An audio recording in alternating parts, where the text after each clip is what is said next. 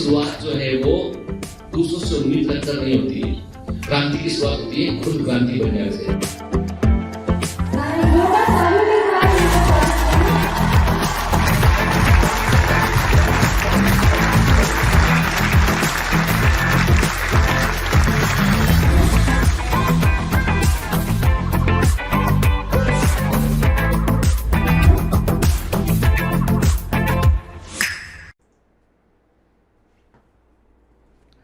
Hello commandos, welcome to Biomentors classes online. I am doctor Jitendra Singh और हम पढ़ रहे हैं बेटा molecular basis of inheritance, one of the very important chapter for NEET examinations, AIIMS examination and the JIPMER. याद रखिएगा, इस chapter से एग्जाम में क्वेश्चन जरूर पूछा जाता है कि one of the favourite chapter. और एक बात और क्लियर कर दूं, इस चैप्टर से जो क्वेश्चन पूछा जाता है वो जनरली अबव एवरेज क्वेश्चन होता है, क्योंकि ये चैप्टर जो है अपने आप में कई सारी कॉम्प्लिकेटेड फिनोमिना को शामिल करता है, इसलिए इसको बड़े ध्यान से समझते हुए पढ़ना है। अभी तक हम क्या क्या देख चुके हैं? अभी तक हम देख चुके हैं डीएनए, आरएनए, डीएनए का रेप्लिकेशन, ठीक है ना, डीएनए का रेप्लिकेशन का तरीका क्या होता है वो देखा हमने पूरा मैकेनिज्म समझा हमने, आरएनए के टाइप को देखा हमने, ठीक है। अभी हम कहां बात करते बेटा? अभी हम बात करते central dogma of molecular biology को भी पिछली क्लास में हमने देखा। और मैंने आपसे कहा था बेटा कि जब एमआरएनए बनता है, ट्रांसक्रिप्शन होता है, तो टेम्पलेट स्ट्रैंड क्या होता है और कोडिंग स्ट्रैंड क्या होता है, वहां पर हमने बात की थी, ठीक है। चलिए, तो मुझे पूरी उम्मीद है कि पिछले लेक्चर को आपने बड़े ध्यान से अटेंटिव होकर सुना होगा आपने। और याद रखो बेटा, या इस चैप्टर में यदि कोई भी लेक्चर आप मिस करोगे तो आगे का लेक्चर समझ में नहीं आएगा, इसलिए इसके सीक्वेंस को फॉलो करना है। मुझे मालूम है कई बार अपना रूटीन फॉलो करने में, जब हम रेगुलरली हमको पूरा का पूरा टास्क कंप्लीट करने में हमको वक्त लग जाता है, कई बार हम थके होते हैं, कई बार हम जो है वो मन नहीं करता है, लेकिन मैं हमेशा एक बात कहता हूं आपसे, क्या कहता हूं, कभी कभी जी जलाने से जिंदगी रोशन हो जाती है बेटा, ठीक है ना। तो देखो, मैं कभी नहीं सोचता हूं इस बात को कि मेरे बच्चे जो है वो मेहनत से घबराएंगे। मुझे मालूम है कि मेरे बच्चे जो है वो, उनके सपने इतने बड़े हैं, उनको जहां वो आज है वहां से निकलकर उनको आगे बढ़ना है, कि उनको अगले साल, अब इस समय आप मेरे को फोटोग्राफ भेजेंगे कहां से? मेडिकल कॉलेज से। मुझे उसका इंतजार रहेगा, इसलिए प्लीज प्लीज प्लीज जमकर मेहनत करते हैं, कुछ महीनों की बात है, फोड़ कर आते हैं एग्जाम में। चलिए, तो आगे बढ़ने के पहले जो है मैंने आपसे हमेशा कहा है बेटा कि molecular basis of inheritance it's a beautiful story, it's a story about DNA, RNA and it's relationship and how it express themselves, कैसे अपने आप को एक्सप्रेस करते हैं, ये पूरी वो कहानी है, ठीक है। आपको बताना है, क्वेश्चन आज का ये है कि आपको बताना है, मैं यहाँ पे कुछ लेवलिंग कर रहा हूं बेटा, आपको बताना है इस लेवल का मतलब क्या है, ठीक। मैंने यहाँ पे इस प्रोसेस को मैंने ए लेवल किया, ए बी सी और डी, ठीक है ना। आपको बताना है ए बी सी डी क्या है ये, क्लियर। आपको बताना है प्रोसेस ए को हम क्या बोलते हैं, प्रोसेस बी को हम क्या बोलते हैं, प्रोसेस सी को हम क्या बोलते हैं, प्रोसेस डी को हम क्या बोलते हैं, कि आपको यह भी बताना है कि what are the enzymes involve. Process A में इन्वॉल्व एंजाइम का नाम क्या है, आपको बताना है। प्रोसेस बी में इन्वॉल्व एंजाइम का नाम क्या है, आपको बताना है। प्रोसेस सी में इन्वॉल्व एंजाइम का नाम क्या है, आपको बताना है। प्रोसेस डी में इन्वॉल्व एंजाइम का नाम क्या है, ये भी आपको बताना है, ठीक है ना। सोचना है, आपको बताना है, ठीक है, कि कौन से मेन एंजाइम इन प्रोसेस में इन्वॉल्व, केवल आपको एक मेन एंजाइम जो प्रोसेस में इन्वॉल्व है उसके बारे में आपको बतलाना है, उसका नाम बतलाना है, ठीक है ना, क्लियर। तो आज का जो क्वेश्चन है वो थोड़ा टिपिकल क्वेश्चन है कि आपको ए बी सी डी पहचानना है, और ए प्रोसेस में कौन सा एंजाइम मेन एंजाइम इन्वॉल्व है बताना है, बी प्रोसेस में कौन सा मेन एंजाइम इन्वॉल्व है वो बताना है, सी प्रोसेस में कौन सा मेन एंजाइम इन्वॉल्व है वो बताना है, और डी प्रोसेस में कौन सा मेन एंजाइम इन्वॉल्व है ये बताना है आपको, क्लियर, ठीक है ना। और अब आपको ये भी बताना बेटा यहाँ पे कि अब देखिए आपके सामने जो है स्क्रीन पर एक इमेज है यहाँ पे, ठीक है, ठीक। इस इमेज में कुछ ब्लिंक करके गायब हो गया है, ठीक है। आपने देखा तो अच्छी बात है, नहीं देखा तो और अच्छी बात है, कि आपको बताना है, पहचानना इसमें से कि इस स्ट्रैंड को, कि दिस स्ट्रैंड, इस स्ट्रैंड को हम क्या बोलेंगे, ठीक है, और इस स्ट्रैंड को हम क्या बोलेंगे। तो हम कंफ्यूजन ना हो इसलिए हम इसको फर्स्ट एंड सेकंड करते हैं। स्ट्रैंड फर्स्ट क्या है, स्ट्रैंड सेकंड क्या है, पहचानिए इसको आपके। स्ट्रैंड फर्स्ट और सेकंड क्या है, इनको आपको पहचानना है, क्लियर, ठीक है। हाँ, आई बस बेटा, क्या पहचानना है? अरे बताना ये है कि कौन सा टेम्पलेट स्ट्रैंड है, कौन सा कोडिंग स्ट्रैंड है, ये बताना है। और कैसे पहचाना आपने ये भी बताओगे आप, हाँ बताओगे पक्का। चलिए आगे बढ़ते हैं हम बेटा। तो पिछली क्लास से हम आगे लेते हैं हम कि जो है हमने पिछली क्लास में बात की थी कि जितने भी रेफरेंस पॉइंट है वो सारे रेफरेंस पॉइंट हम किससे लेते हैं, कोडिंग स्ट्रैंड से लेते हैं। ये क्या वो बात हुई, बात ये हुई है बेटा कि मैंने आपसे कहा ना, डबल स्ट्रैंड डीएनए में से एक स्ट्रैंड ऐसा होता है जिसको आरएनए पॉलीमरेज कॉपी करता है और उस पर आरएनए बनता है, एमआरएनए बनता है, ठीक है। उस स्ट्रैंड को टेम्पलेट स्ट्रैंड बोलते हैं। उसके सामने वाला कॉम्प्लीमेंट स्ट्रैंड जो है कोडिंग स्ट्रैंड कहलाता है, जो कि एमआरएनए के एग्जैक्टली समान होता है, ठीक है ना, क्लियर। और जितने भी रेफरेंस पॉइंट हम बात करते हैं कि प्रमोटर कहां है, टर्मिनेटर कहां है, स्ट्रक्चरल जीन कहां पर है, अपस्ट्रीम जो स्ट्रक्चरल जीन से आगे प्रेजेंट होगा, जो भी सीक्वेंस स्ट्रक्चरल जीन के से आगे प्रेजेंट होगा अपस्ट्रीम है, और जो स्ट्रक्चरल जीन के बाद में प्रेजेंट होगा वो डाउनस्ट्रीम सीक्वेंस होता है। तो दोनों वर्ड दिमाग, अपस्ट्रीम सीक्वेंस का मतलब क्या है, अप स्ट्रीम सीक्वेंस का मतलब, जैसे मैंने आपसे कहा ये स्ट्रक्चरल जीन है के इसके आगे जो भी है वो अपस्ट्रीम है और उसके पीछे जो भी है वो डाउनस्ट्रीम सीक्वेंस है, ठीक है। स्ट्रक्चरल जीन का मतलब क्या, सिस्टोन। सिस्टोन का मतलब क्या, वो जीन जो प्रोटीन बनाने में इन्वॉल्व होता है, ठीक है। और याद रखना बेटा, जो स्ट्रक्चरल जीन होता है उसका पहला कोड हमेशा जो एमआरएनए बनेगा उस पर तो पहला कोड क्या होगा, वो एयूजी होगा, ठीक है। पहला कोड जो है एमआरएनए पर क्या होगा, एयूजी होगा हमेशा, ठीक है। चलिए आगे बढ़ते हैं, इसमें हम बात करते हैं। A gene is defined as a functional unit of inheritance. Very IMP के ये बेटा डेफिनेशन है एनसीईआरटी की कि एक जीन क्या होता है। जीन को कैसे परिभाषित करोगे आप, तो हम कहते हैं कि जीन जो है वो वंशागति की क्रियात्मक इकाई है। इनहेरिटेंस या वंशागति की क्रियात्मक इकाई होता है, ठीक है। Though there is no ambiguity that the genes are located on the DNA, इस बात में कोई संदेह नहीं है कि जीन डीएनए पर पाए जाते हैं। It is difficult to literally define a gene in terms of DNA sequence के, परंतु हमको डीएनए सीक्वेंस के टर्म में हम बोले कि जीन में क्या लिखा है ये बताना थोड़ा मुश्किल है। इतना समझ लीजिए आप कि जीन डबल स्ट्रैंडेड डीएनए में जीन डीएनए का वो हिस्सा होता है जहां पर कोई एक पर्टिकुलर सूचना या मैसेज होता है, ठीक है, क्लियर। तो इसका मतलब every gene is made up of DNA, पर every DNA part is not having not gene. क्या मतलब, एक जीन जो है वो डीएनए से बना होता है पर हर डीएनए का हर हिस्सा जीन नहीं होता है, ठीक है। जीन में एक पर्टिकुलर सीक्वेंस या पर्टिकुलर इंफॉर्मेशन होती है, डीएनए का वो हिस्सा जहां पर कोई पर्टिकुलर इंफॉर्मेशन होती है, कोई विशिष्ट सूचना होती है, उसको हम जीन कहते हैं, क्लियर। तो हमने आपसे कहा कि इस बात में कोई संदेह नहीं है कि जीन जो है वो डीएनए पर पाए जाते हैं, परंतु यदि सीक्वेंस के पॉइंट ऑफ व्यू से आप बात करें तो जीन को डिफाइन करना मुश्किल है, क्योंकि सिंपल सी बात है कि जीन, हर जीन का अपना एक स्पेसिफिक सीक्वेंस होता है, कि the DNA sequence coding for tRNA and rRNA molecule also defined gene, के याद रखिएगा जो डीएनए का हिस्सा टीआरएनए को बनाता है, राइबोसोमल आरएनए को बनाता है, वो भी जीन ही होता है, उसको भी हम जीन कहते हैं, कि याद रखिएगा जीन जो है अपने आप को एक्सप्रेस करता है। तो याद रखो, ऐसा मत सोचना कि केवल एमआरएनए बनेगा वही हिस्सा जीन है, जो टीआरएनए बनेगा वो हिस्सा भी जीन है, मतलब जो भी एक्सप्रेस कर रहा है अपने आप को by the way of transcription वो जीन है, क्लियर। हाउएवर बाय डिफाइनिंग ए सिस्ट्रॉन, मैंने आप सिस्ट्रॉन के लिए बेटा हम एक वर्ड और यूज करते हैं, इसको हम बोलते हैं हाउस कीपिंग जीन भी बोलते हैं, इसको हम हाउस कीपिंग जीन भी कहते हैं इसके लिए, ठीक है। और जो नॉर्मली जो जीन होता है उसे सिस्टोन कहते हैं, जो कि प्रोटीन सिंथेसिस में इन्वॉल्व होता है, ठीक है। However defining a cistron as a segment of DNA coding for a polypeptide, याद रखिए कि डीएनए का वो हिस्सा जो एक पॉलीपेप्टाइड चेन को कोड करता है, जो एक प्रोटीन को बनाने की सूचना रखता है, उसको हम सिस्टोन कहते हैं, ठीक है, जो जीन का ही सिनोनिम होता है। This structural gene in A transcription unit could be said to be monosystonic। देखो अब सिंपल सी बात है, क्या होता है, जो ट्रांसक्रिप्शन यूनिट है, भूल गए क्या, ट्रांसक्रिप्शन यूनिट में क्या क्या शामिल था बेटा, प्रमोटर, स्ट्रक्चरल जीन और टर्मिनेटर, है ना।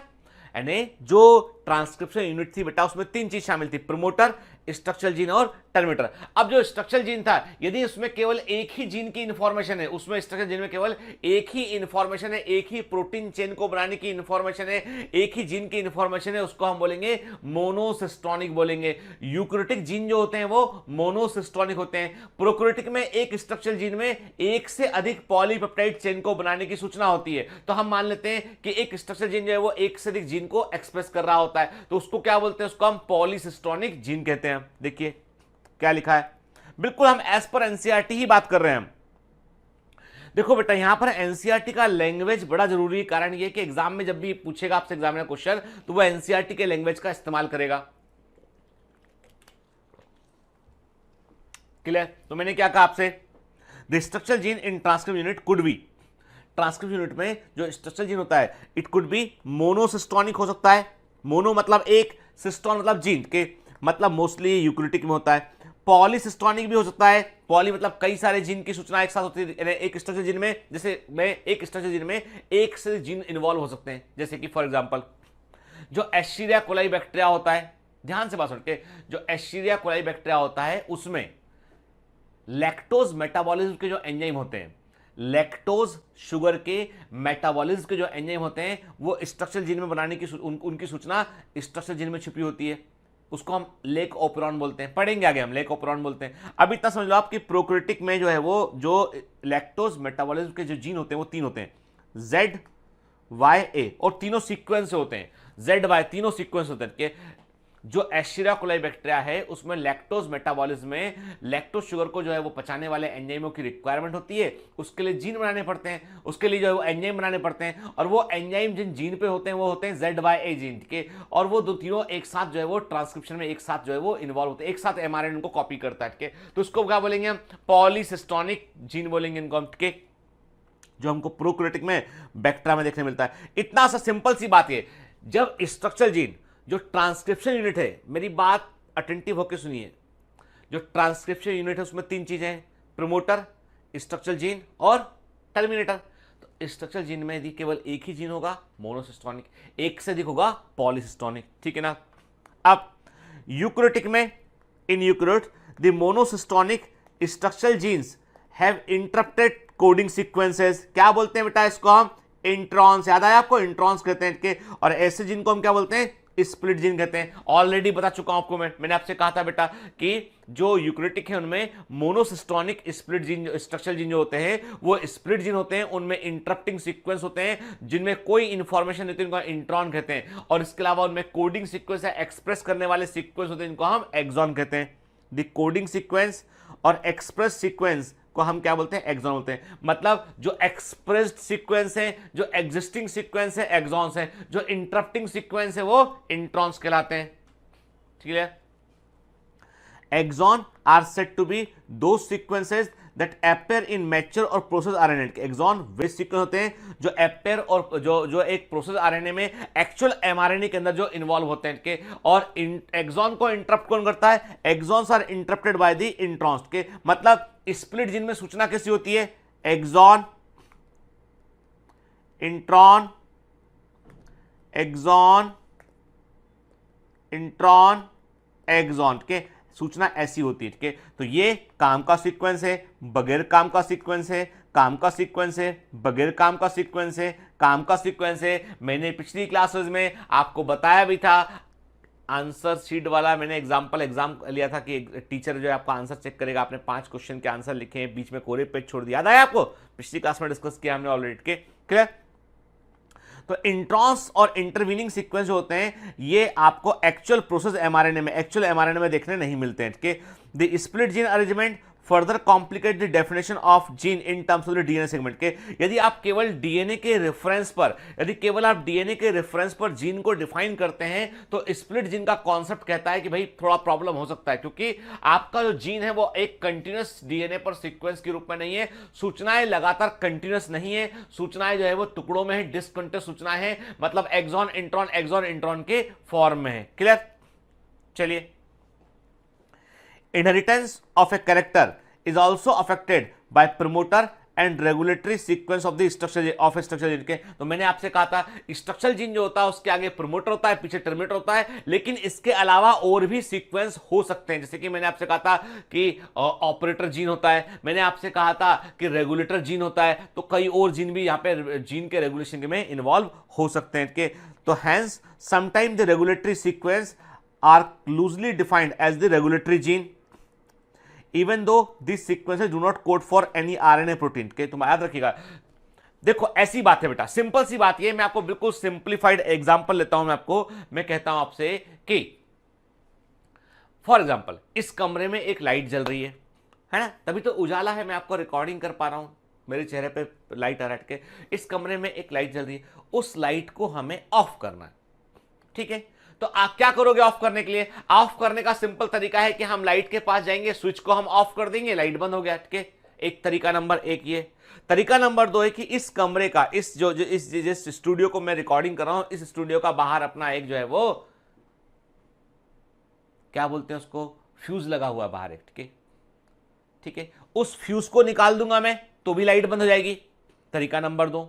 तरीका नंबर तीन ये है कि उस फ्यूज के बाजू में एक एमसीबी है, एक बड़ा सा स्विच लगा हुआ है, उस स्विच को मैं ऑफ कर दूंगा, कमरे की लाइट चली जाएगी। और तरीका क्या है, मैं इस ऑफिस के का बिल्डिंग में, इस बिल्डिंग में इस ऑफिस का एक जो है वो मीटर लगा हुआ है, उस मीटर को मैं ऑफ कर दूंगा, मीटर के स्विच को, मेन स्विच को ऑफ कर दूंगा, तो भी बिजली चली जाएगी, लाइट चली जाएगी। मतलब इस लाइट को बंद करने के मेरे पास तरीके चार है, लाइट का स्विच, फ्यूज, ठीक है, मेन स्विच, मीटर का स्विच, है ना, एमसीबी एंड मीटर का स्विच, चार तरीके से कर सकता हूं। मतलब इस लाइट को कंट्रोल करने के लिए जो है, या इस कमरे की बिजली को कंट्रोल करने के लिए there are lots of switch are present, सब रेगुलेशन। क्या वो स्विच से उजाला होता है? नहीं होता है। वो स्विच का काम क्या है? केवल लाइट को ऑन और ऑफ कर देना है। तो हमारी बॉडी में भी जो स्ट्रक्चरल जीन होते हैं उनको भी ऑन और ऑफ करने के लिए कुछ स्विच पाए जाते हैं, और वो जो स्विच वाले जीन होते हैं वो ना तो आरएनए बनाते हैं, ना वो प्रोटीन बनाते हैं, वो सिंपल सा एक काम करते हैं, वो अपने आगे वाले जीन को कंट्रोल करने का काम करते हैं। They are behaving like a switch, electric switch के समान वो काम। कैसे काम करते हैं आगे हम जीन रेगुलेशन में पढ़ेंगे इस चीज को हम, क्लियर। तो मैंने आपसे क्या कहा कि ये सीक्वेंस जो होते हैं उन्हें हम रेगुलेटरी जीन्स कहते हैं, और इसी को हम आगे, जब इसी चैप्टर में हम थोड़ा और आगे बढ़ेंगे तब हम बात करेंगे जीन रेगुलेशन पर बात करेंगे, तब उनको समझने की हम कोशिश करेंगे, क्लियर, ठीक है। अब ठीक है, देखो बेटा, हम type of RNA already cover कर चुके हैं, लेकिन इस समय हम क्या कर रहे हैं, हमारा फोकस है एनसीईआरटी में क्या लिखा है उसको समझना। मैंने आपसे कहा ना कि मैं आपको पूरा पढ़ाऊंगा, 100% पढ़ाऊंगा आपको, मैं कोई भी चीज सिलेबस की नहीं छोड़ूंगा, लेकिन एनसीईआरटी में आपको बिल्कुल 101% पढ़ाऊंगा, 101%, ठीक है। इसका मतलब यह हुआ कि एनसीईआरटी जो है उसका एक एक लाइन पढ़ा होगा हमारे क्लास के अंदर, और उसके ऊपर बिटवीन द लाइंस के और उसके आसपास की चीजें हम ऑलरेडी कवर कर चुके होंगे, ठीक है। Type of RNA and the process of transcription in bacteria, there are three major type of RNA। Bacteria में तीन तरह के मुख्यतः आरएनए हमको देखने मिलते हैं, mRNA messenger RNA, tRNA transfer RNA, और rRNA राइबोसोमल आरएनए, ठीक है। ये सब में हमको तीन तरह के आरएनए देखने मिलते हैं, चाहे कोई भी ऑर्गेनिज्म हो, ठीक है, एक्सेप्ट वायरसेस की बात छोड़ दें। All three RNAs are needed to synthesize a protein in a cell, ठीक है। याद रखिएगा, जितने भी जो आरएनए होते हैं, all the RNA involve in the protein synthesis, के इनका मुख्य काम क्या था, प्रोटीन को बनाना। राइबोसोम आरएनए राइबोसोम का कंपोनेंट है, एमआरएनए इंफॉर्मेशन को लेकर आता है, टीआरएनए एमिनो एसिड को लेकर राइबोसोम तक पहुंचता है, clear. The mRNA provide the template, सांचा प्रोवाइड करता है प्रोटीन बनाने के लिए, ठीक है, ताकि उसको पढ़कर एंटी-आरएनए का एंटी कोडॉन उसको किसके कोडॉन को पढ़े, एमिनो एसिड को वहां पर लेकर आए और प्रोटीन चेन बने। tRNA brings amino acids and read the genetic code, ठीक है। tRNA जेनेटिक कोड को रीड किसकी हेल्प से करता है, एंटी कोडॉन की हेल्प से वो जेनेटिक कोड को रीड करता है। rRNA play structural and catalytic role during the translation, ribosome RNA जो है वो स्ट्रक्चरल हिस्सा होता है राइबोसोम का, और ये कैटालिसिस में इन्वॉल्व होता है, ये पेप्टिडिल ट्रांसफरेज एंजाइम का हिस्सा होता है, ठीक है। 23S ribosomal RNA is having catalytic activity, और ये पेप्टिडिल ट्रांसफरेज का हिस्सा होता है, ठीक है, clear. There is a single DNA dependent RNA polymerase that catalyse transcription of all type of RNA in the bacteria, के। तो याद रखिएगा कि बैक्टीरिया के अंदर जो है वो एक अकेला डीएनए डिपेंडेंट आरएनए पॉलीमरेज होता है, जो तीनों प्रकार के जो है आरएनए का निर्माण कर सकता है, clear. RNA polymerase bind to the promoter, मैंने आपसे कहा था प्रमोटर वो जगह होती है जहां पर आरएनए पॉलीमरेज अपने आप को जोड़कर रखता है। एक एक लाइन को बड़े ध्यान सुनिएगा, मैं पिछली क्लास में भी डिस्कस कर चुका, कुछ चीजें ऐसी जो बार बार रिपीट कराई जा रही है आपको, ताकि आपको दिमाग में सेट हो जाए आपकी वोट के। और ये ट्रांसक्रिप्शन को शुरू करता है, इसे क्या बोलेंगे, इसे हम इनिशिएशन बोलेंगे, ठीक है, इनिशिएशन बोलेंगे इसको, स्टेप को हम, है ना। It uses nucleoside triphosphate, why it is uses. अब ये क्वेश्चन उठता है कि जब जो है आरएनए पॉलीमरेज डीएनए के टेम्पलेट पे काम करेगा, आरएनए को बनाएगा, ट्रांसक्रिप्शन करेगा, तो वो रॉ मटेरियल के रूप में न्यूक्लियोसाइड ट्राइफॉस्फेट को यूज करेगा, क्योंकि इसके दो फायदे। नंबर एक, हमें न्यूक्लियोटाइड मिल जाएगा, भाई राइबो न्यूक्लियोटाइड इसमें होगा, क्योंकि न्यूक्लियोसाइड ट्राइफॉस्फेट का मतलब है ऐसा न्यूक्लियोटाइड जिसमें कि 3 फॉस्फेट प्रेजेंट है ना।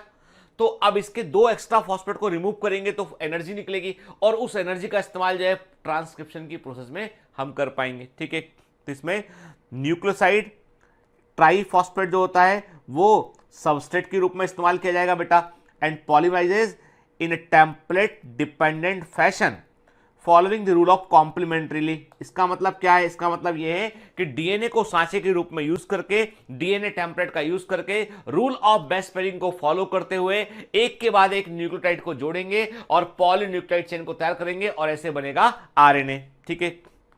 It somehow also facilitate opening of the helix and continue elongation. अब यहां पर एक इंटरेस्टिंग बात यह है कि यहां पर जब हम ट्रांसक्रिप्शन की बात करते हैं ना, तो उसके लिए भी जो है वो जैसे जैसे हेलिकेज सिस्टम था पूरा डीएनए को ओपन करने के लिए, तो उसके लिए भी जो है वैसी अनबाइंडर्स एंजाइम जो है काम करते हैं जो डीएनए हेलिक्स को ओपन करते हैं इसके लिए, ठीक है। Only a short stretch of RNA remain bound to the enzyme. Only a short stretch of RNA remain bound to the enzyme. याद रखना बेटा कि जो है once the polymerase reaches the terminator region, the nascent RNA fall off and so also the RNA polymerase। क्या होता है? जैसे जैसे एंजाइम का RNA polymerase एंजाइम आगे बढ़ेगा वैसे वैसे वो RNA को बनाता रहेगा। पहले छोटा RNA बनेगा, फाइनली पूरी सूचनाएं पढ़ने के बाद में RNA को वो रिलीव कर देगा। क्या लिखा? Only short stretch of RNA remain bound to the enzyme once the polymerase reaches the terminator region। जैसे polymerase RNA polymerase terminator region में पहुंचता है तो जो nascent या नया बना RNA जो होता है उसको वो रिमूव करता है और RNA polymerase भी रिमूव हो जाता है। इस प्रकार से टर्मिनेशन जो है वो खत्म हो जाता है। मतलब ये हुआ कि ट्रांसक्रिप्शन की प्रोसेस में 3 चीजें इन्वॉल्व है बेटा। इनिशिएशन, शुरुआत होना, इलोंगेशन, RNA का बनना और लंबा होना, और लास्ट टर्मिनेशन। आखिरी प्रोसेस क्या है? Termination. Initiation, elongation and termination. Clear? चलिए, an intriguing question is that how the RNA polymerase able to catalyse all the 3 steps which are initiation, elongation and termination. अब क्वेश्चन ये उठता है कैसे जो है कैसे आरएनए पॉलीमरेज जो है वो ट्रांसक्रिप्शन को शुरू भी कर लेता है, प्रोसेस को आगे बढ़ा भी लेता है और खत्म भी कर लेता है। तो एक्चुअली बेटा क्या होता है जी, ये जो आरएनए पॉलीमरेज हम जिसको बोल रहे हैं ये एंजाइम अपने आप में कॉम्प्लेक्स एंजाइम होता है। इस एंजाइम में कई सारे सब यूनिट होते हैं इसके अंदर और उसमें से हम कैसा मानते हैं कि सबसे इंपॉर्टेंट जो उसका सब यूनिट होता है सिग्मा फैक्टर। वो क्या होता है? Sigma factor. ठीक है, आगे बात करते हैं। The RNA polymerase is also capable of catalysing the process of the elongation. के इनिशिएशन कर सकता है, इलोंगेशन कर सकता है और टर्मिनेशन कर सकता है। It associate transiently with initiation factor sigma factor. देखो, आरएनए पॉलीमरेज सबसे पहले वो कुछ फैक्टरों के साथ में वो क्रिया करता है। कि देखो ऐसा ध्यान से बात सुनिएगा कि जो आरएनए पॉलीमरेज एंजाइम है वो एंजाइम जो है ट्रांसक्रिप्शन को शुरू कर सकता है, उसका इलोंगेशन कर सकता है और उसको खत्म कर सकता है। और तीनों प्रोसेस में उसको अलग अलग को फैक्टर की रिक्वायरमेंट होती है। जैसे कि सिग्मा फैक्टर को हम इनिशिएशन फैक्टर बोलते हैं, ठीक है, जो आरएनए पॉलीमरेज को सही जगह पर अटैच करेगा और काम ट्रांसक्रिप्शन शुरू कर देगा। जैसे ही ट्रांसक्रिप्शन शुरू होगा इनिशिएशन फैक्टर अलग हट जाएगा। अब आरएनए पॉलीमरेज लगातार काम कर रहा होगा और जब इसको काम को बंद करना होगा वहां पे फिर क्या आएगा? वहां पे आएगा टर्मिनेशन फैक्टर आएगा या रो फैक्टर आएगा, जो आरएनए पॉलीमरेज को डीएनए के टेम्पलेट से हटा देगा और नए बने आरएनए को वो रिलीज कर देगा। ठीक है, तो याद रखिएगा बेटा, ये क्वेश्चन याद रखिएगा, ये क्वेश्चन जो है वो 2020 का एक्सपेक्टेड क्वेश्चन है। ठीक है ना, याद रखिए कि ट्रांसक्रिप्शन की प्रोसेस में इनिशिएशन होता है सिग्मा फैक्टर से और टर्मिनेशन होता है रो फैक्टर से। के जो सिंबल है इसको दिमाग में रखिएगा के initiation factor is sigma factor and termination factor is the rho factor. ठीक है ना, clear? Association with this factor alter the specificity of the RNA polymerase to either initiate or terminate। के तो एक ही RNA polymerase जो है वो 3 प्रकार के काम कैसे कर पा रहा है? एक ही RNA polymerase जो है वो इनिशिएशन कर लेता है, वो इलोंगेशन कर लेता है और वो टर्मिनेशन कर लेता है। मतलब वो प्रोटीन वो mRNA के बनने का प्रेरण कर लेता है, इसको इनिशिएट कर लेता है, क्योंकि उस समय उसके पास हेल्प करने के लिए सिग्मा फैक्टर होता है, इनिशिएशन फैक्टर होता है। फिर एक बार काम शुरू हो गया तो कोई फैक्टर की जरूरत नहीं होती, अपने आप आरएनए पॉलीमरेज काम कर रहा होता है। ठीक है, एक बार काम पूरा होने के बाद में जब उसको अब काम बंद करना होता है तो वहां पर फिर जो है वो क्या होता है, वहां पर टर्मिनेशन फैक्टर या रो फैक्टर आता है जो आरएनए पॉलीमरेज को हटा देगा और आरएनए को रिलीज कर देगा। क्लियर? इसलिए एक आरएनए पॉलीमरेज जो है वो तीनों काम कर पाता है। अब इस इमेज को बड़े ध्यान से देखिएगा बेटा के, this is the one of the very very important image जिसको एग्जाम में पूछा जा सकता है आपको के। और ये पर जो है वो कुछ बच्चों ने बताया है कि ये एम्स के अंदर जो है एम्स 2019 में ये इमेज आया हुआ है। ठीक है, इंपॉर्टेंट कि ये एम्स में ऑलरेडी आया हुआ है इस बार एक पाली के अंदर। देखो बेटा क्या देख रहे हो आप देखिए 3 स्टेप। पहला स्टेप आप देख रहे हो इनिशिएशन। ठीक है, बिल्कुल बेटा हम टू दी पॉइंट एनसीईआरटी की बात करें। Step number 1 initiation. ठीक है, क्या हो रहा है, आरएनए पॉलीमरेज एंजाइम में सिग्मा फैक्टर है, प्रमोटर पे जाकर जुड़ गया। क्लियर? तो यहां पर ट्रांसक्रिप्शन की शुरुआत हो गई है ना। फिर जैसे ट्रांसक्रिप्शन चालू हुआ सिग्मा फैक्टर को जो है बाहर की ओर हटा दिया, इसको बाहर निकाल के इसको रिमूव कर दिया इसको। ठीक है, अब आरएनए पॉलीमरेज लगातार आगे बढ़ रहा है और ये एमआरएनए को आरएनए को बना रहा है। ठीक है, जब खत्म करना हुआ तो वहां पे क्या आ गया, देखो तो दूसरा स्टेप क्या था, इलॉन्गेशन। जब खत्म करना था तीसरा स्टेप था टर्मिनेशन। ठीक है, तो क्या हुआ बेटा, रो फैक्टर आया। रो फैक्टर ने क्या किया, आरएनए पॉलीमरेज को उसने वहां से डीएनए से हटा दिया, आरएनए को रिलीज कर दिया, आरएनए पॉलीमरेज को हटा दिया, प्रोसेस ऑफ ट्रांसक्रिप्शन रुक गया। ये कहां पर हुआ, ये सब कुछ हुआ टर्मिनेटर सीक्वेंस पे जाकर जाने पर हुआ। Clear? This is the process of the transcription, जहां पर जो है एक ही आरएनए पॉलीमरेज तीनों प्रक्रियाओं को कर पाता है। तो इसमें से सिग्मा फैक्टर, रो फैक्टर आपको दिमाग में रखना है बेटा। ठीक है, clear? In bacteria since mRNA does not require any processing. देखो बैक्टीरिया में होते हैं कंटिन्यूअस जीन, बैक्टीरिया में होते हैं कंटिन्यूअस जीन होते हैं। ठीक है, बैक्टीरिया में स्प्लिट जीन नहीं होते हैं। ठीक है, तो बैक्टीरिया में जो एमआरएनए बनता है वो बनने के बाद सीधा वो राइबोसोम पर जाकर अपना काम, प्रोटीन बनाने का काम कर सकता है। ठीक है, तो इसका मतलब ये कि देखो इन bacteria since the mRNA does not require any processing to become active, so also since transcription and translation takes place in the same compartment। याद रखिए देखो बड़ा अच्छा क्वेश्चन है बेटा के, ये बड़ा अच्छा क्वेश्चन ये है, बड़ा अच्छा इंफॉर्मेशन ये है कि यूकैरियोटिक जो होते हैं, यूकैरियोटिक ऑर्गेनिज्म में ट्रांसक्रिप्शन होता है न्यूक्लियस के अंदर, आरएनए बनेगा, फिर आरएनए न्यूक्लियस से बाहर निकलेगा through the nuclear pore complex, nuclear pore से बाहर निकल के आएगा साइटोप्लाज्म में। तो जो यूकैरियोटिक जीव होते हैं उनमें ट्रांसक्रिप्शन अलग जगह पर होता है, ट्रांसलेशन अलग जगह पर होता है। ट्रांसक्रिप्शन बोले तो डीएनए के टेम्पलेट पर एमआरएनए का बनना या आरएनए का बनना, ट्रांसलेशन का मतलब है आरएनए के टेम्पलेट पर प्रोटीन का बनना।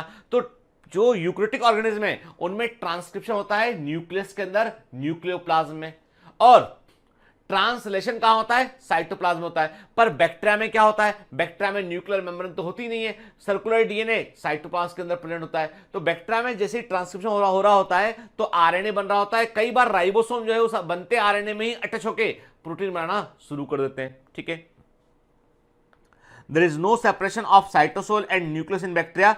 Many times the translation can begin much before the mRNA is fully transcript के क्या मतलब हुआ इसका मतलब हुआ ये कि कई बार क्या होता है, मैंने आपसे कहा कि एक जो डीएनए के टेम्पलेट पर एमआरएनए बन रहा था, बनते बनते चूंकि सब कुछ तो साइटोप्लाज्म में, तो राइबोसोम ने उसको अटैच हो गया उससे और काम करना शुरू कर दिया। मतलब एमआरएनए भी बन ही रहा है और काम शुरू हो गया, यहाँ पे प्रोटीन बनने का काम भी शुरू हो चुका है क्योंकि सब एक ही कंपार्टमेंट के अंदर प्रेजेंट है।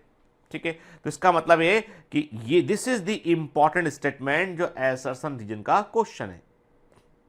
ठीक है, क्या मतलब हुआ इसका, the transcription and translation can be coupled in bacteria. Bacteria में ट्रांसक्रिप्शन और ट्रांसलेशन एक साथ हो सकते हैं, कपल्ड होने जुड़े हुए हो सकते हैं। और इसका मतलब ये सिंपल सा ये है कि जब ट्रांसक्रिप्शन हो रहा था, एमआरएनए बन रहा था, तो उसके पूरे बनने के पहले पहले ही उस एमआरएनए पर राइबोसोम जुड़ गया है और प्रोटीन बनाना शुरू कर दिया है। तो ट्रांसक्रिप्शन और ट्रांसलेशन कपल्ड हो गया है ना बेटा, आई बात समझ में। चलिए आगे बढ़ते हैं, अब यूकैरियोटिक की बात करते हैं। तो यूकैरियोटिक में क्या होता है बेटा, यूकैरियोट्स में दो एडिशनल कॉम्प्लेक्सिटी होती है, वेरी वेरी इंपॉर्टेंट के यूकैरियोटिक के अंदर दो बड़ी इंपॉर्टेंट कॉम्प्लेक्सिटी हमको देखने मिलती है। पहली बात तो ये एक अकेला आरएनए पॉलीमरेज जो है वो यूकैरियोटिक में काम नहीं कर सकता। यहां पे 3 अलग तरह के आरएनए पॉलीमरेज होते हैं, RNA polymerase first, second and third, जो कि ट्रांसक्रिप्शन की प्रोसेस में इन्वॉल्व होते हैं। ठीक है, there are at least 3 RNA polymerases in the nucleus in addition to the RNA polymerase found in the organelle. कि कहां पे, कौन से ऑर्गेनेल, माइटोकॉन्ड्रिया, क्लोरोप्लास्ट के अलावा यदि आप न्यूक्लियस में देखें तो आपको जो है वो 3 तरह के आरएनए पॉलीमरेज देखने मिलते हैं, जिनमें साफ साफ आपको डिवीजन ऑफ लेबर देखने मिलता है। याद रखिए, जो प्रोकैरियोटिक आरएनए पॉलीमरेज एंजाइम है, जो प्रोकैरियोटिक आरएनए पॉलीमरेज एंजाइम है, वो एक ही तरह का होता है, तीनों काम करता है, उसमें डिवीजन ऑफ लेबर देखने नहीं मिलता है। यहां पे आरएनए पॉलीमरेज आपको डिवीजन ऑफ लेबर देखने मिलता है, 3 तरह का होता है, फर्स्ट, सेकंड एंड थर्ड। ठीक है, RNA polymerase first transcribes ribosome RNA. याद रखिएगा, ये मेनली फर्स्ट में आता है राइबोसोमल आरएनए, मेनली फर्स्ट में आता है राइबोसोमल आरएनए, मेनली फर्स्ट में आता है राइबोसोमल आरएनए। ठीक है, क्लियर। और राइबोसोमल आरएनए में भी 20S, 8S, 18S और 5' राइबोसोमल आरएनए बनता है। आरएनए पॉलीमरेज फर्स्ट से बनता है। वेरी वेरी आईएमपी, भूलना नहीं है। इस चैप्टर में एनसीईआरटी की इंफॉर्मेशन है, बिल्कुल नहीं भूलना बेटा इसको। के आरएनए पॉलीमरेज सेकंड में बात करेंगे, इसके बाद हम सेकंड में आता है mRNA. It transcribe the precursor of mRNA. Why we call it precursor of mRNA? क्योंकि एक्सॉन इंट्रॉन सबको कॉपी कर लेगा, वो बनाएगा एचएनआरएनए बनाएगा। क्लियर। के तो जो आरएनए पॉलीमरेज सेकंड जो होता है वो प्रिकर्सर एमआरएनए बनाएगा, एचएनआरएनए को बनाएगा। आरएनए पॉलीमरेज थर्ड बनाएगा टीआरएनए को। आरएनए पॉलीमरेज थर्ड में आता है मेनली टीआरएनए को। लेकिन इंटरेस्टिंग बात यह कि टीआरएनए के अलावा यह बनाता है एक तरह का राइबोसोमल आरएनए भी बनाता है, जो होता है 5S राइबोसोम आरएनए, और यही एग्जाम का क्वेश्चन है। ठीक है, आईएमपी के, तो याद रखना, भूलना नहीं है। ठीक है, आरएनए पॉलीमरेज 1 बनाता है राइबोसोम आरएनए 28, 18 और 5.8S के। एक राइबोसोम के अंदर एक राइबोसोम आरएनए और होता है, 5S होता है वो, लेकिन उसको बनाता है कौन? उसको आरएनए पॉलीमरेज थर्ड बनाता है। ठीक है, इसके अलावा कुछ स्मॉल न्यूक्लियर आरएनए, एसएनआरएनए जो है वो आरएनए पॉलीमरेज थर्ड बनाता है। अब आप बोलोगे सर ये स्मॉल न्यूक्लियर आरएनए क्या होते हैं? मैं क्लियर कर दूं, ये स्मॉल न्यूक्लियर आरएनए जो होते हैं वो आरएनए साइलेंसिंग की प्रक्रिया में इन्वॉल्व होते हैं, एमआरएनए साइलेंसिंग में इन्वॉल्व होते हैं। अब ये एमआरएनए साइलेंसिंग क्या होती है हम इसको पढ़ेंगे बायोटेक्नोलॉजी वाले हिस्से में पढ़ेंगे इसको हम। ठीक है, अभी छोड़ दीजिए इस बात को, अभी दिमाग रखिए कि एसएनआरएनए का संबंध कहीं ना कहीं जीन के रेगुलेशन से, कहीं ना कहीं जो है कोई बड़ी इंपॉर्टेंट प्रक्रिया से इसका संबंध है। आगे बात करेंगे। ठीक, आरएनए पॉलीमरेज सेकंड जो होता है वो एमआरएनए बनाएगा। चूंकि एमआरएनए डायरेक्ट जो एमआरएनए यहां पर बनेगा यूकैरियोटिक में, उसमें एक्सॉन इंट्रॉन दोनों सीक्वेंस प्रेजेंट होंगे, तो हम उसको एचएनआरएनए बोलते हैं, हेटेरोजेनस न्यूक्लियर आरएनए बोलते हैं, जो कि एक्चुअल एमआरएनए का पूर्वगामी होता है। ठीक है, अब दूसरी कॉम्प्लेक्सिटी क्या होती है? The second complexity is that the primary transcript content both exon and intron and non functional. जो एचएनआरएनए बनता है उसमें एक्सॉन और इंट्रॉन दोनों होते हैं। बोर तो नहीं हो रहे ना?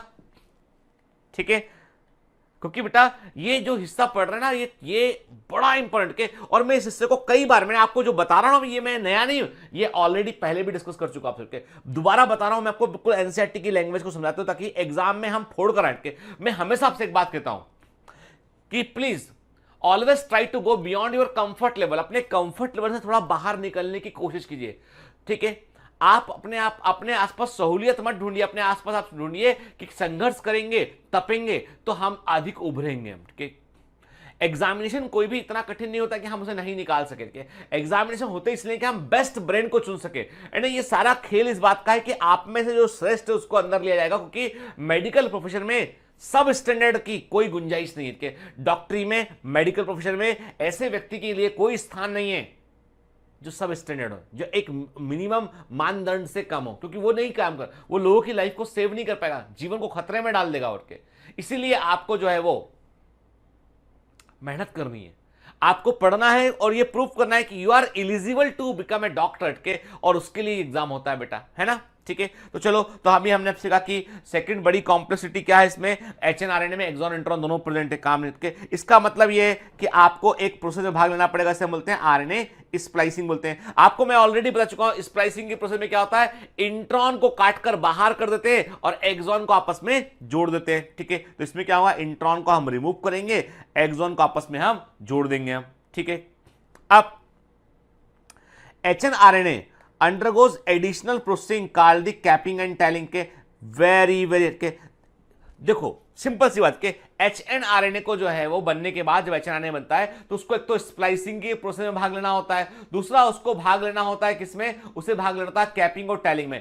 कैपिंग का मतलब होता है कि HNRNA के 5 प्राइम एंड पर, HNRNA के 5 प्राइम एंड पर 7 मिथाइल गुआनोसिन फॉस्फेट जो होते हैं, 7 मिथाइल गुआनोसिन या मिथाइल गुआनोसिन ट्राइफॉस्फेट जो है वो ऐड होता है, अनयूजुअल न्यूक्लियोटाइड वहां पर ऐड होते हैं के, तो इसको कैप बोलते हैं के। तो 5 हमेशा HNRNA का जो 5 प्राइम एंड होगा वहां पे कैपिंग होगा और कैपिंग में एक हमको असमान न्यूक्लियोटाइड वहां पर हम ऐड करेंगे, वो होगा मिथाइल 7 मिथाइल गुआनोसिन के, M7G बोलते हैं इसको हम, ठीक है।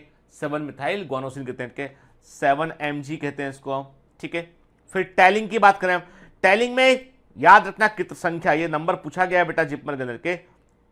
टैलिंग में क्या होगा, सबसे mRNA याद रखो, कोई भी RNA HNRNA हो mRNA हो, उसका बिगिनिंग हमेशा उसका जो शुरुआती सिरा होता है वो 5 प्राइम होता है और एंड होता है 3 प्राइम होता है। तो सबसे आखिर में टेल वाले हिस्से में, लास्ट वाले हिस्से में आपको पॉली एडाइलेट सीक्वेंस देखने मिलेगा। मतलब ये कि एडेनिन वाले न्यूक्लियोटाइड आपको कई सारे लाइन से दिखाई देंगे आपको, के तकरीबन 200 से लेकर 300, कितने 200 से लेकर 300, भूलना नहीं है आपको के। इन टैल वाले सीक्वेंस में एडिनाइलेट रेसिड्यू दिखाई पड़ेंगे आपको जो 200 से लेकर 300 होंगे, 3 प्राइम सिरे पर होंगे के, क्लियर। तो इसमें मतलब ये है कि जो HNRNA है उसमें 5 प्राइम सिरे पर जो है वो 7 मिथाइल गुआनोसिन का जुड़ना है कैपिंग और पॉली एडाइलेट का जुड़ना है टैलिंग। तो कैपिंग और टैलिंग क्या होता समझ में बेटा है बता के, इसके आगे आपने 7 मिथाइल गुआनोसिन जोड़ दिया, आपने कैपिंग हो गया, पीछे आपने जो है वो पॉली जो है एडेनिन वाले कई सारे न्यूक्लियोटाइड जोड़ दिए 200 से लेकर 300 के, वो क्या हो गया, वो हो गया टैलिंग हो गया, ठीक। फिर it is a fully process HNRNA now called mRNA that is transported out the nucleus for translate. अब कब बोल रहे हैं आप इस फुली प्रोसेस HNRNA में क्या क्या, देखो दो चीजें के HNRNA में आपको क्या करना पड़ेगा, HNRNA में आपको RNA स्प्लाइसिंग करनी पड़ेगी, इंट्रॉन को तोड़कर आपको अलग निकालना पड़ेगा के और एक्सॉन को जोड़ना पड़ेगा और साथ में कैपिंग और टैलिंग करनी पड़ेगी, तब जाके वो बनेगा एक्चुअल mRNA बनेगा के। तो HNRNA को एक्चुअल mRNA बनने के दौरान क्या क्या करना पड़ता है, तो केवल स्प्लाइसिंग आंसर नहीं हुआ, स्प्लाइसिंग कैपिंग एंड टैलिंग करना पड़ता है उसमें, ठीक है। याद रखिएगा इसको बोलते हैं हम पोस्ट ट्रांसक्रिप्शनल प्रोसेसिंग, ट्रांसक्रिप्शन के बाद आने वाला प्रक्रिया उसको बोलते हैं पोस्ट ट्रांसक्रिप्शनल प्रोसेसिंग कहते हैं, क्लियर, ठीक है। देखिए ध्यान से, वेरी वेरी इंपॉर्टेंट के figure 6.11 from NCERT 12th class. देखो बेटा है ना, एकदम अटेंटिव रहना है इसमें के, क्योंकि आपने कोई भी गलती की ना तो प्रॉब्लम हो जाएगा के। दिस इज दी, इसके अलावा भी बहुत इमेज मिलेंगे आपको, लेकिन this is the very very important image, ठीक है ना बेटा, है ना। कोई चीज नहीं भूलना है ना, क्योंकि आप मेरे अच्छे बच्चे हो ना, तो जो पढ़ा रहा हूं उसको दिमाग में रखो, हमेशा याद रखो के इसको। देखो इसमें हम क्या देख रहे हैं, हम देख रहे हैं कि देखो ये जो है वो HNRNA बन के बाहर निकला, ठीक है।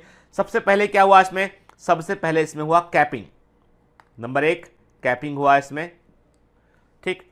उसके बाद हम क्या देख रहे हैं, हमने कहा उसके बाद हम क्या देख रहे हैं, उसके बाद हो रहा है RNA स्प्लाइसिंग का प्रोसेस हुआ इसमें, देखो आप, ठीक है ना, एक्सॉन इंट्रॉन, ठीक है। और साथ ही साथ जब RNA स्प्लाइसिंग हुआ तभी क्या हुआ, तभी इसमें पॉली एडाइलेशन हुआ इसमें, तो पॉली ए टेल को इसमें ऐड किया गया, ठीक है।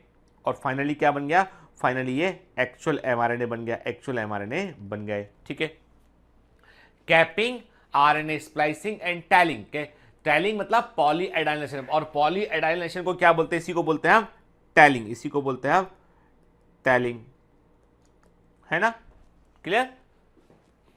एकदम बेटा समझ के देखो के। और आप क्या देख रहे हो बेटा, कि आप देख रहे हो कि इंट्रॉन को घुमा के तोड़कर अलग कर, एक्सॉन को जोड़ दिया गया आपस में, यानी क्या था बेटा, जैसे मैंने आपसे कहा कि ये जो है वो देख रहा हो के एक्सॉन इंट्रॉन एक्सॉन, जैसे मैंने आपसे कहा कि ये क्या था, ये एक्सॉन इंट्रॉन एक्सॉन, ठीक है। तो कैसे इसको रिमूव किया, इसको रिमूव करने के लिए क्या किया कि ऐसा लूप बना दिया, इसका लूप बना दिया, इसका लूप बन गया, ये लूप बन गया, और फिर एक्सॉन को आपस में जोड़ दिया और लूप को काटकर अलग निकाल दिया। ठीक है, ये पूरा काम क्या एंजाइम के ग्रुप ने, उसे बोलते हैं स्प्लाइसियोसोम बोलते हैं। क्या बोलते हैं उसको? स्प्लाइसियोसोम के। और नीट में पूछा गया बेटा, स्प्लाइसियोसोम बोलते हैं, स्प्लाइसियोसोम बोलते हैं, नीट में ऑलरेडी ये आ चुका है। ठीक है, देखते हैं हम आगे बात करते हैं बेटा उस पर।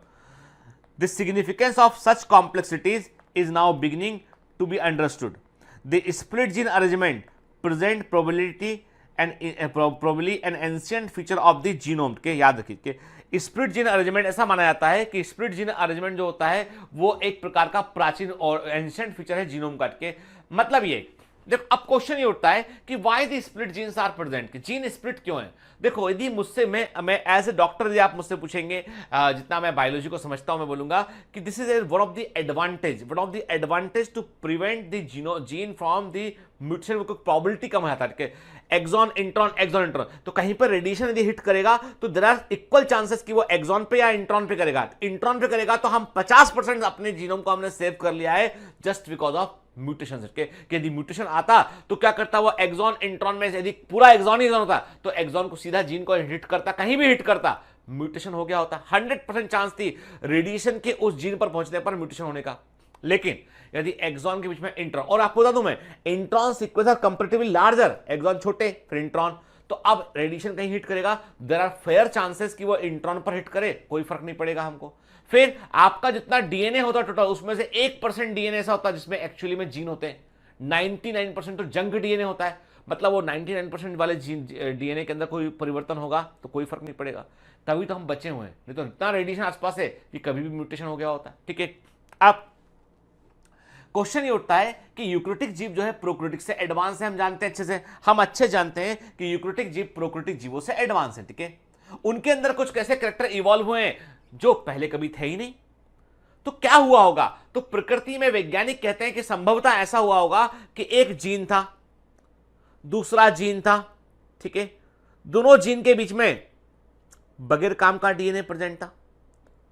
ठीक है, तीसरा जीन था, तो दूसरे और तीसरे जीन के बीच में, मैंने क्या ऐसे समझाता हूं उनके।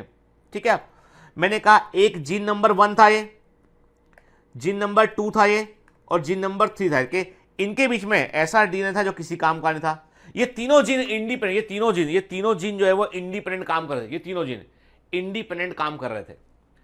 इवोल्यूशन हुआ, कभी ऐसा हुआ होगा इवोल्यूशन में कि क्या हुआ होगा कि ये जो जीन थे, जीन नंबर 1 और 2 जो थे कि वो आपस में जुड़ गए, इनके बीच के इंटरप्टिंग सीक्वेंस को निकाल दिया गया, दोनों आपस में जुड़ गए और they behave like a single gene के समान व्यवहार किया इन्होंने। ठीक है, एंड द कैरेक्टर जो, और ये कैसा हुआ, ये कुछ जीवों के अंदर ऐसा हुआ कि कुछ एंजाइम सिस्टम ऐसा डेवलप हुआ जिससे कि ये जीव जो है वो उनके आरएनए में जो है वो जो जीन कॉपी किए गए थे उनके आरएनए में क्या हुआ कि उन्होंने जो है वो एक साथ पूरा कॉपी कर लिया और उसको काट के उन्होंने एक हिस्सा अलग निकाल दिया। 2 जीन जुड़ गए आपस में, संभवतः कुछ नया प्रोटीन बन गया होगा, दैट मे बी पॉसिबल। ठीक है, ये सारी चीजें परिकल्पनाएं, हाइपोथेसिस ऐसा हुआ होगा कि एग्जैक्ट रीजन हम नहीं जानते। हम इतना जानते हैं कि कुछ ना कुछ पहले की दुनिया में घटा है। और ये जो इंट्रॉन है, इनके सीक्वेंस को जब हम मैच करते हैं, इंट्रॉन के सीक्वेंस को हम मैच करते हैं किससे, किसी प्राचीनतम यूकैरियोटिक जीव से एंड ओल्डेस्ट यूकैरियोटिक ऑर्गेनिज्म से हम कंपेयर करते हैं, तो हम देखते हैं इंट्रॉन के सीक्वेंस कई सारे मिलते हुए दिखाई पड़ते हैं। एक्सॉन के सीक्वेंस चेंज है पर इंट्रॉन के सीक्वेंस में बड़ा परिवर्तन नहीं है। हम कहते हैं यहां पर इतिहास छिपा हुआ है इंट्रॉन में।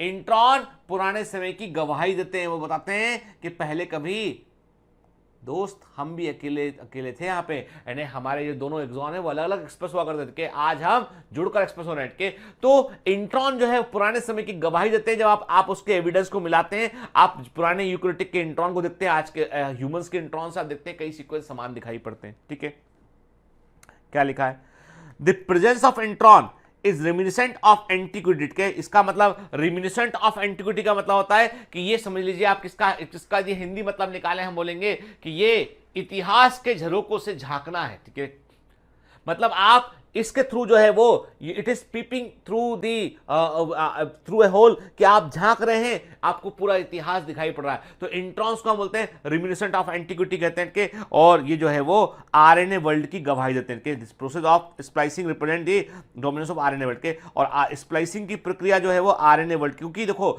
स्प्लाइसिंग की प्रक्रिया में भी जो एंजाइम इन्वॉल्व है वो राइबोजाइम एंजाइम है। क्या है वो? राइबोजाइम, कैटालिटिक आरएनए इन्वॉल्व है, और ये आरएनए वर्ल्ड के डोमिनेंस को बतलाते हैं। ठीक है। In recent times, the understanding of RNA and RNA dependent process of living system have assumed more important. आज हम क्या करते हैं? आज हम RNA साइलेंसिंग की प्रोसेस का इस्तेमाल करते हैं। ये बायोटेक्नोलॉजी में आपको पढ़ाऊंगा मैं।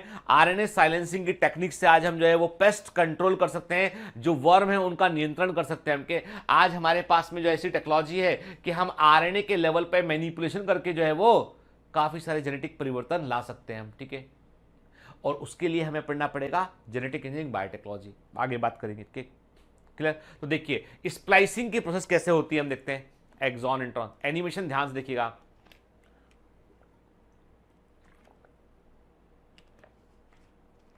देख रहे हैं आप, exon intron SNR, small nuclear ribonuclear protein के स्प्लाइसोसोम में, ये स्प्लाइसोसोम ने जुड़ा इससे, और उसने एक्सॉन को फोल्ड किया और काट के, इंट्रॉन को फोल्ड किया, काट के अलग कर दिया और एक्सॉन को आपस में जोड़ दिया। देखिए आप, this is the RNA splicing process. ठीक है ना?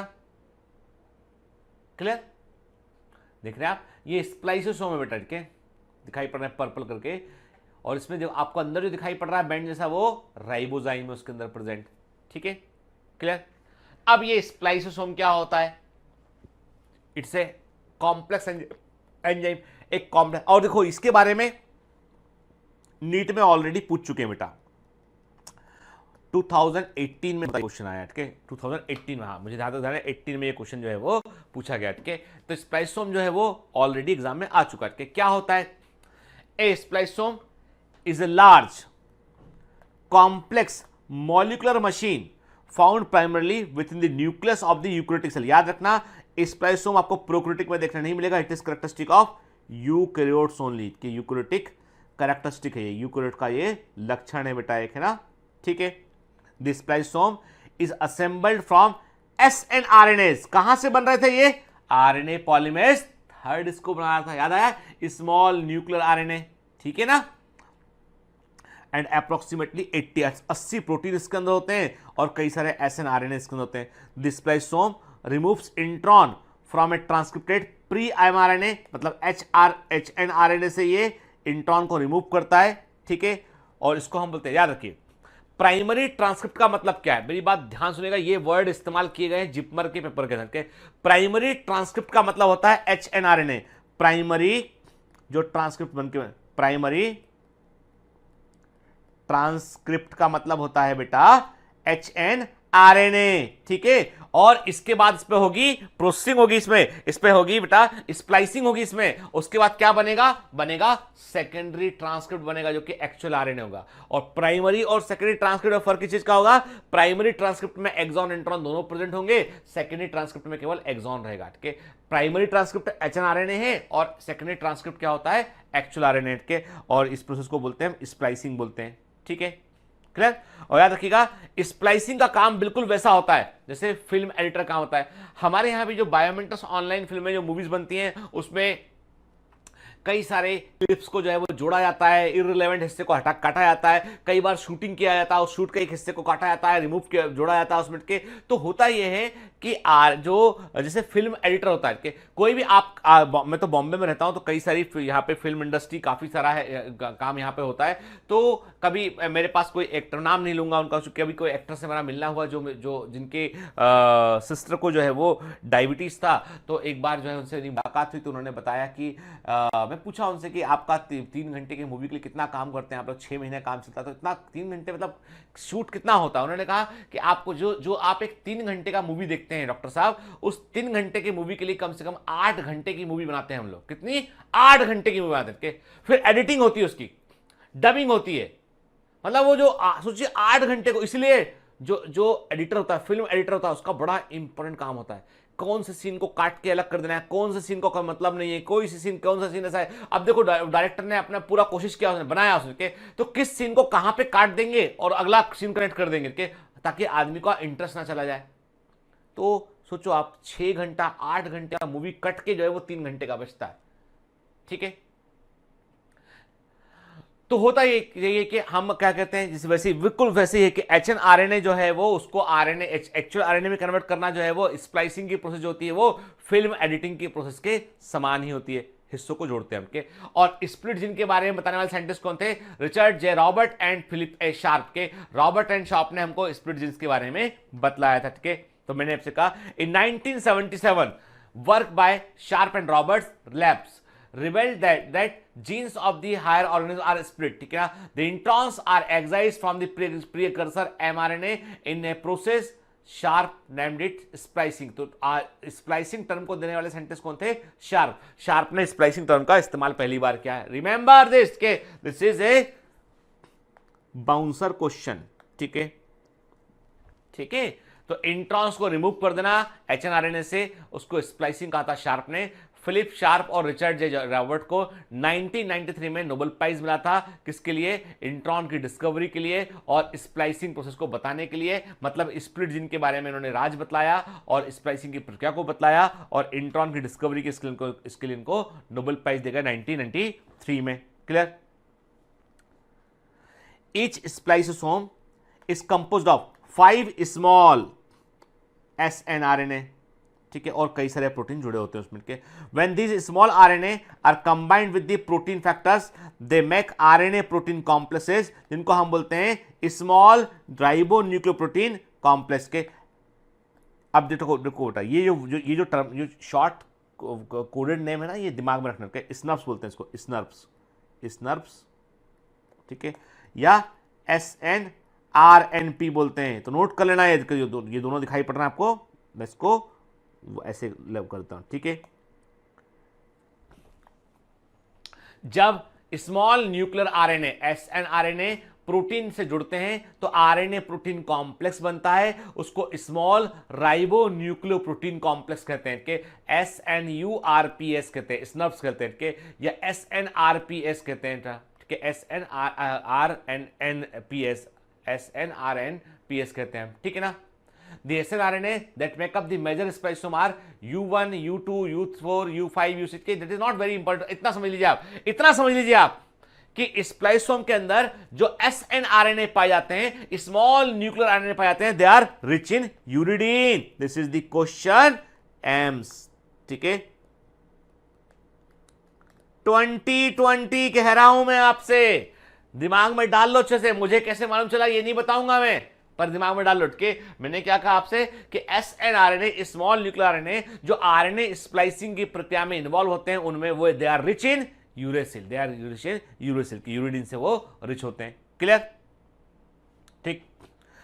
अब new evidences suggest that the spliceosome is actually a ribozyme, यही राइबोजाइम होते हैं, ठीक है। Zinc metal is important for the splicing mechanism, के स्प्लाइसिंग की प्रक्रिया में जब काम चल रहा होता है वहां पर zinc metal is very very important metal के, ठीक।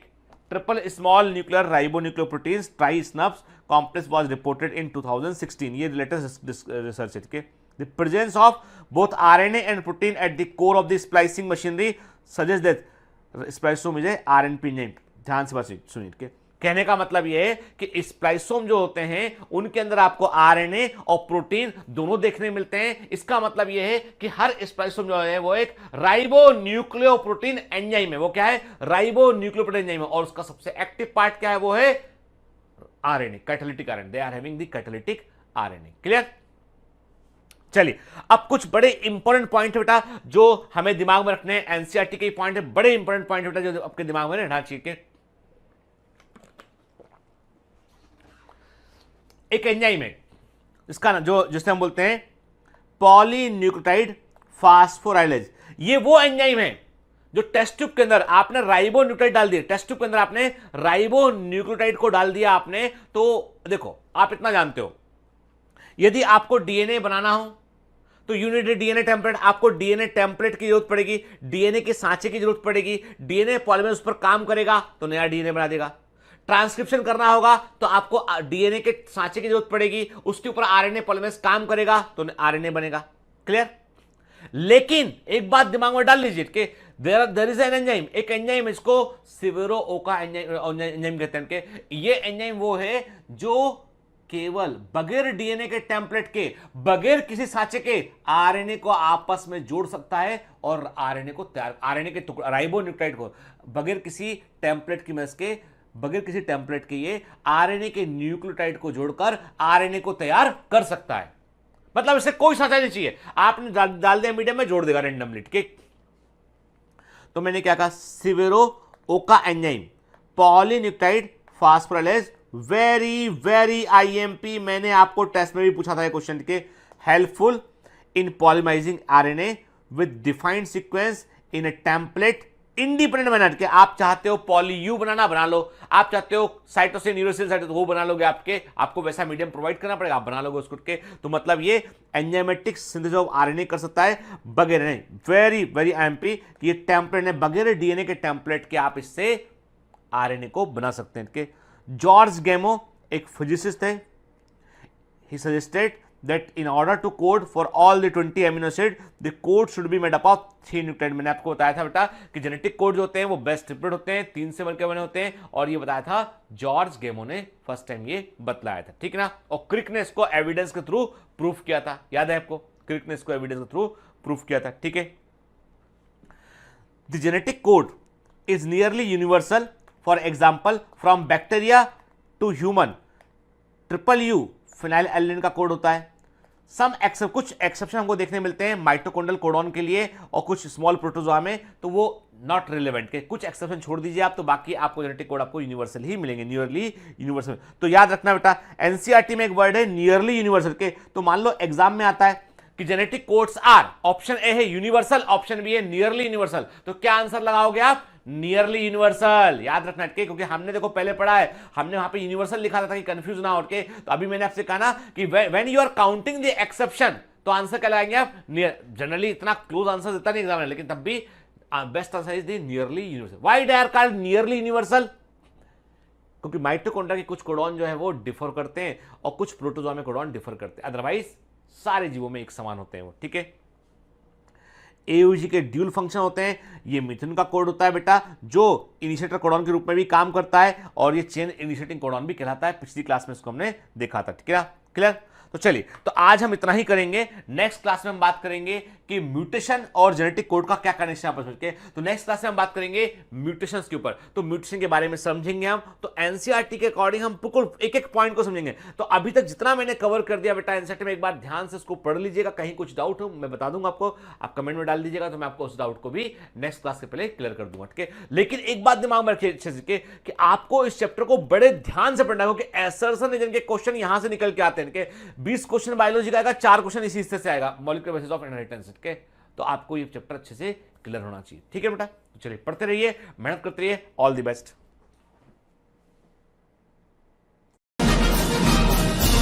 Hi. To become an official commando of Biomentors, join us at www.biomentors.online. Here you can solve daily practice papers, an online test. You can download performance enhancement sheets. You can track your progress. You can interact with other fellow commandos. Join us and prepare yourself. It's a commando training for your success. Download Biomentors online app from Google Play Store.